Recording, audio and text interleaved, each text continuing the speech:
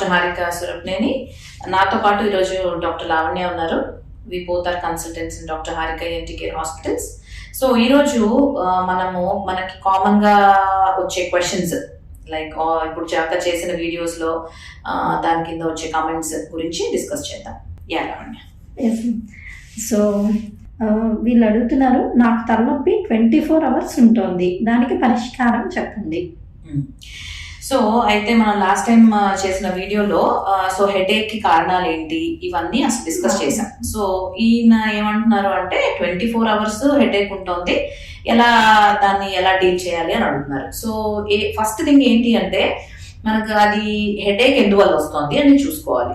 Whether it is sinusitis వల్ల వస్తుందా, లేకపోతే అది ఏమన్నా న్యూరలాజికల్ కారణాల వల్ల అంటే నరాలు, బ్రెయిన్ ఈ కారణాల వల్ల ఏమైనా వస్తుందా, లేకపోతే మైగ్రేన్ వల్ల వస్తుందా, ఇంకేమన్నా కారణాల వల్ల వస్తుందా అనేది చూసుకోవాలి.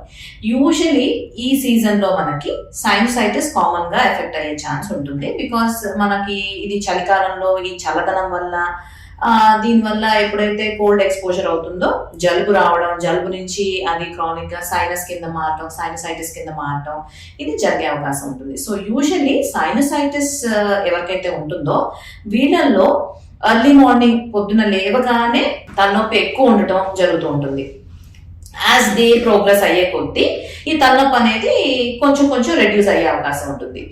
సో ఇది ఎలా ఉంది తలనొప్పి, బాగా ఒకవైపే వస్తోందా, లేకపోతే తలంతా వస్తోందా, ఈ తలనొప్పితో పాటు జలుబు కూడా ఉందా, ఇలాంటి ఫ్యాక్టర్స్ ని బట్టి మనం అసలు దేని వల్ల వస్తుందో చూసుకుని దాన్ని బట్టి దానికి ట్రీట్మెంట్ అనేది ఉంటుంది. సో మీకు బాగా ఎక్కువ ఇబ్బంది అవుతోంది అంటే కనుక దగ్గరలో ఉండే ENT డాక్టర్ గారు చూపించండి. దాన్ని బట్టి దానికి సరిపడా మందులు వాడుకుని తగ్గించుకోవచ్చు.